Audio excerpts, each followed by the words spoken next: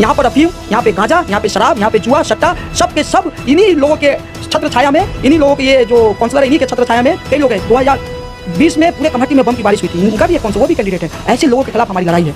मैं इस ट्रेंड को बदलना चाह रहा हूँ। कमहट्टी में एक ऐसा कमहट्टी बने जिसको आने वाली नस्लें देखकर फक्र करें और ये ना बोले कि उस वक्त ये लोग टीचर थे, ये समाज को समझने वाले थे, उन्होंने आवाज़ नहीं उठाई थी। वो आवाज़ हम लोग उठाना चाह रहे हैं। कमहट्टी के लोग उस आवाज़ पे लबैक कहेंगे कि नहीं कहेंगे वो मसला नहीं है, लड़ाई लड़ी जाएगी। 12 सालों में वार्ड में सिर्फ कट मनी, लूट और किस तरह से काउंसलर होने के नाम पे जो पावर का इस्तेमाल होता है वो किया गया है। काम कुछ नहीं किया। 1 से 7 नंबर वार्ड में ज़्यादातर काउंसलर की हालत यही थी। इनके लोग सुबह निकलते हैं कि किस रोड पर बालू और गिट्टी गिरा हुआ है, ये देखने के लिए कि किसका घर बन रहा है। उस घर के लोग को कैसे हम कमीशन लें, इसके लिए सुबह सुबह निकलते हैं। ये देखने के लिए नहीं निकलते हैं कि कहाँ पर नाला साफ नहीं हुआ है, किसका क्या काम है। खालिक साहब लेकिन इतने बड़े लीडर होने के बाद भी खालिक साहब ने, उनके लोग कह रहे हैं कि मतलब कि ये बहुत बड़े नेता हैं, किस्मत खुलने वाला है, लेकिन 2 साल कोरोना काल में वो मालदा मुर्शिदाबाद में घूम रहे थे। कमहट्टी का आप कमहट्टी का किसी भी वार्ड के कोई भी प्रोग्राम में आप उनको नहीं देखते होंगे। एक चावल का दाना उन्होंने नहीं दिया है।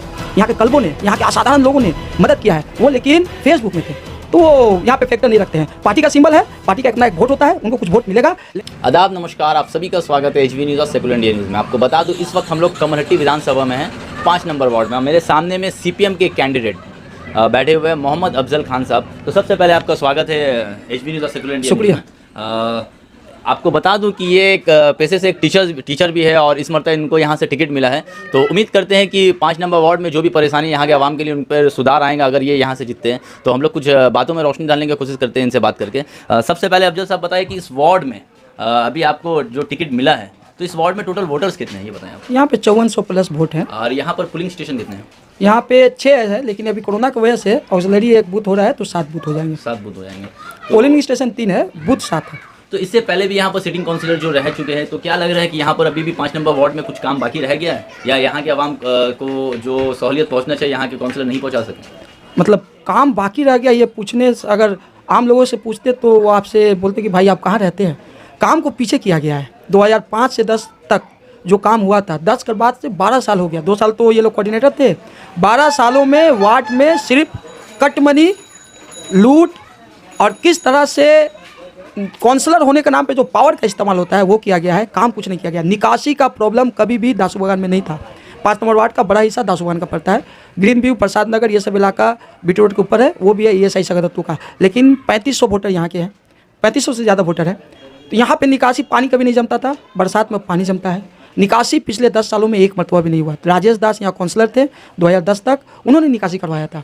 और इसके अलावा रास्ते की हालत, इससे पहले जो आप बोल रहे 2005 से 2010 तक के जो काउंसिलर थे वो CPIM के काउंसिलर थे। हाँ, CPI के काउंसिलर थे। बाद से यहाँ पर कुछ काम नहीं है। आप देख लीजिए रास्ते की हालत देखिए। आप तो आए इसी रास्ते से आए, रास्ते की हालत देखिए आप। बाकी सब चीज़ों की हालत अभी हम अंदर यहाँ से घुस रहे थे तो सामने में बहुत खूबसूरत सा गेट दिखा हमको, बहुत खूबसूरत लग रहा था वो गेट। हाँ, नहीं बोल रहे काम नहीं हुआ। नहीं, अगर गेट तो खूबसूरत है, गेट बनाना कोई काउंसलर का काम नहीं, और काउंसलर का वो बनाया हुआ नहीं है।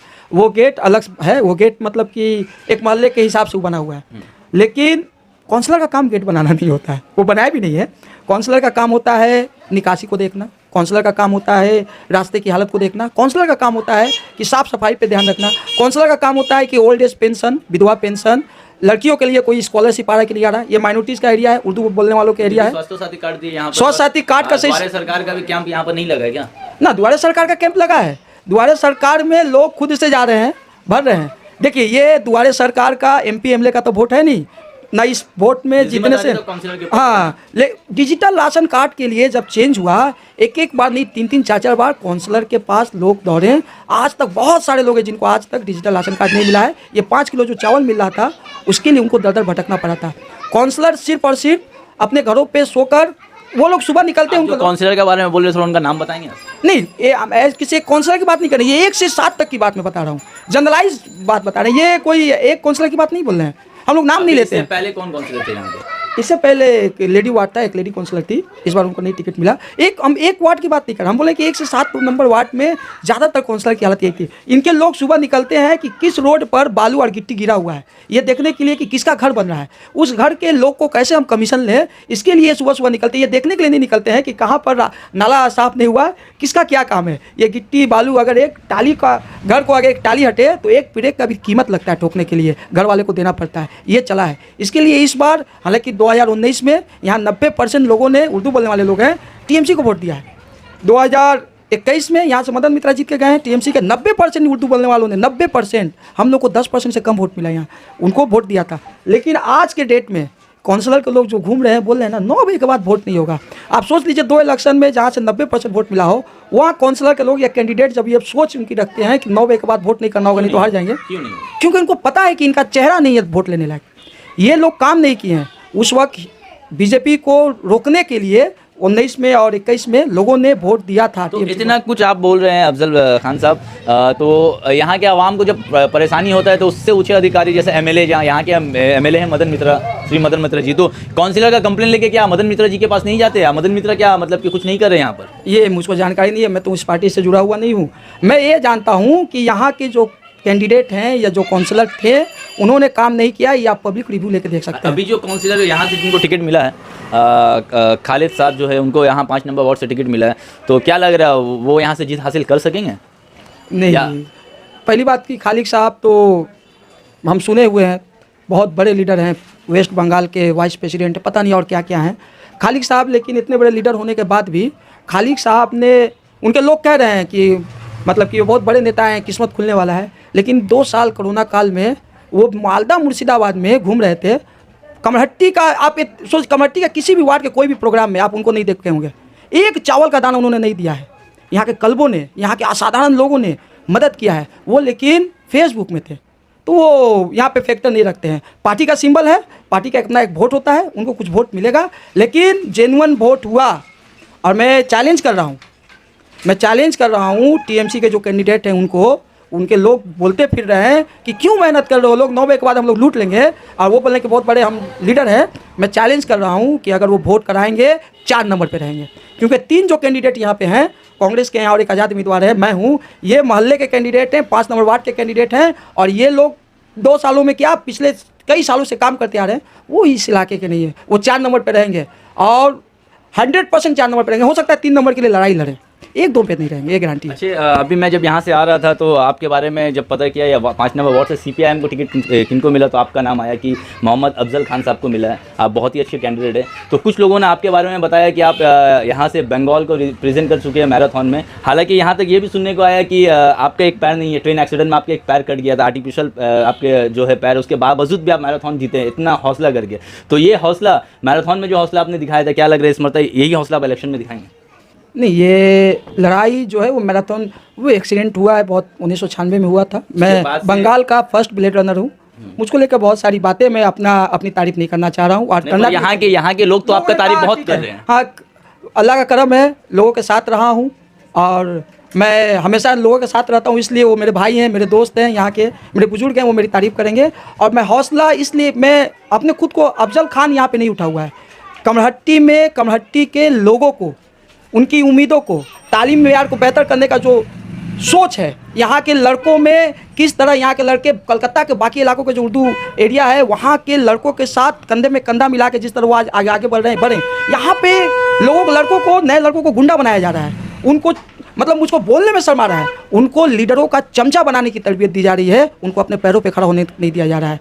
तो तालीम जहाँ पे, तालीमी मेयार जहाँ पे घटेगा वहाँ पे गुलाम पैदा होंगे, जहनियत को गुलाम बनाया जा रहा है। हम लोग गुलाम जहनियत को ख़त्म करने के लिए कमरहट्टी में तालीम की रोशनी के साथ साथ माइनॉरिटी एरिया, यहाँ के मुस्तकबिल, यहाँ के नस्ल को बेहतर करने के लिए, यहाँ पर अफीम, यहाँ पे गांजा, यहाँ पे शराब, यहाँ पे जुआ सट्टा, सब के सब इन्हीं लोगों के छत्र छाया में, इन्हीं लोगों के, ये जो काउंसलर है इन्हीं के छत्र छाया में कई लोग हैं। 2020 में पूरे कमरहट्टी में बम की बारिश हुई थी, इनका भी एक काउंसलर, वो भी कैंडिडेट है। ऐसे लोगों के खिलाफ हमारी लड़ाई है और मैं अकेला नहीं हूँ। 1 से लेकर 7 नंबर वार्ड तक कमरहट्टी में सलीमिया हाई स्कूल के हेड टीचर थे असलम साहब, 34 साल तक वोट कैंडिडेट हैं। एडवोकेट शाहजहां आलम सब कैंडिडेट हैं। नूर आलम वो ग्रेजुएट लड़का है, यंग लड़का, वो कैंडिडेट है। हमारी 3 जो महिला है वो सब ग्रेजुएशन की हुई है। हमारे यहाँ कैंडिडेट तालीमी मेयार हो, उनका चेहरा साफ चेहरा है, उनके चेहरे पे दाग नहीं है। बेदाग कमेटी बनाने के लिए हम लोग ये लड़ाई लड़ रहे हैं। अच्छा, मेरा एक सवाल ये भी कि अभी तक जब अगर आपको यहाँ से जीत हासिल होती है तो अपने 5 नंबर वार्ड में सबसे पहले आप यहाँ के आवाम के मुस्तकबिल के लिए क्या काम कीजिएगा, ये बताएं। सबसे पहले यहाँ का रास्ता तो बन रहा, रास्ता बन जाएगा, इलेक्शन आ गया रास्ता बन जाएगा। निकासी का प्रॉब्लम यहाँ बहुत ज़्यादा है, पानी का प्रॉब्लम। इलेक्शन आ गया रास्ता बन जाएगा मतलब नहीं समझो। रास्ता बन रहा है, 1-2 दिन के अंदर। इलेक्शन जब आता है तभी 2 सालों से रास्ते की हालत ख़राब है। लेकिन रास्ता, बारिश हो रही थी, साल भर बारिश होती है यहाँ पे, पता नहीं हम तो कहीं और रहते हैं, हैं, हम अफ्रीका से आए हुए हैं अभी। हम लोग तो देखे कई साल तक हर सालों भर बारिश हो रही, रोजाना बारिश। जब पूछो तो बारिश खत्म हो जाएगा तो रास्ता बनेगा। खैर इलेक्शन आ गया, रास्ता बारिश कल खत्म हो गया। अब इलेक्शन में बारिश खत्म हो जाती है, इलेक्शन में यहाँ बारिश नहीं होती है, इलेक्शन में बारिश नहीं होती, वो बन जाएगा। लेकिन मसला वो नहीं है, मसला है यहाँ पर हम लोग के यहाँ पे जो पहली बार मैं बोला हूँ 2 सिर्फ हाई स्कूल है, इसके लिए लड़ाई लड़ने की ज़रूरत है। उर्दू मीडियम का हो या बांग्ला मीडियम का हो, इसके लिए तालीमी मेयार को बेहतर करना। मैं चूँकि एक खुद उस्ताद हूँ, इसके अलावा यहाँ पे लड़कों को रोज़गार चाहिए। रोज़गार के तो लाइन बनाना होगा। ये लोग पीछे पीछे घुमा रहे हैं, 2000-4000 रुपया दे के एक जूता, एक जीन्स, एक बाइक में तेल भराकर पीछे पीछे घूमिए, 5 साल घूमिए, लाइफ खत्म हो जाएगा। मैं इस ट्रेंड को बदलना चाह रहा हूँ। कमरहट्टी में एक ऐसा कमरहट्टी बने जिसको आने वाली नस्लें देखकर फख्र करें, और ये ना बोले कि उस वक्त ये लोग टीचर थे, ये समाज को समझने वाले थे, उन्होंने आवाज़ नहीं उठाई थी। वो आवाज़ हम लोग उठाना चाह रहे हैं। कमरहट्टी के लोग उस आवाज़ पे लबैक कहेंगे कि नहीं कहेंगे, वो मसला नहीं है। लड़ाई ये लड़ी जाएगी। उसके लिए मैं 2011 के बाद से मार खा रहा हूँ। मैं टीचर हूँ, अल्लाह का फजल करम से बहुत अच्छे घराने से हूँ, पैसे की कोई कमी नहीं है, बाकी सब इज्जत में कोई कमी नहीं है, मुझको मार खाने की ज़रूरत नहीं थी। लेकिन जो बाकी नौजवान हैं ना, उनको दिखाने के लिए मैं यहाँ ये लड़ाई लड़ रहा हूँ कि मेरा एक पैर कटा हुआ है, मुझको लोग लेकिन कोई जानता नहीं है, 20-20 साल मेरे साथ कोई जानता नहीं है, क्योंकि मैं इसको कमजोरी नहीं समझता, ये मेरी ताकत है। ये चैलेंज मैंने लिया है कि जब मैं कर सकता हूँ तो आप क्यों नहीं कर सकते। लड़ाई लड़नी होगी अपने आने वाले नस्लों के लिए, लड़ाई लड़नी होगी अपने कमरहट्टी में किस तरह हमारी नस्लें बेहतर से और बेहतर हो सके। लड़ाई ये नहीं है कि कौन पार्टी जीता कौन पार्टी नहीं जीता। ये लड़ाई तो ममता मोदी तो नहीं हटेंगे, नहीं इसमें यहाँ के 5 नंबर वार्ड के काउंसलर आ जाएंगे तो ना ममता हटेगी ना मोदी हटेंगे।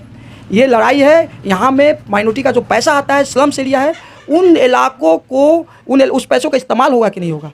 यहाँ पे 3,70,000 रुपया करके, पता होगा आपको, शायद कलकत्ता में है कि नहीं है, 3,70,000 रुपया करके जो 340 स्क्वायर फीट का टाली बाड़ी है, टाली बाड़ी समझते हैं तो जो टाली का घर है उन लोगों को, लेकिन यहाँ के काउंसलर उन्हें नहीं दिया। मालूम है क्यों? 1 लाख रुपया कट होनी चाहिए, 1 लाख उनके हाथ में दीजिए तब अप्रूव होगा। 3,70,000 में 2,70,000 का इस्तेमाल कीजिए। ये लोगों तक बगैर पैसा लिए खिदमत की नीयत से हम लोग खिदमत करने उतरे। राजा नहीं बनता जीत के, यहाँ के काउंसलर जीतने के बाद राजा हो जा रहे हैं।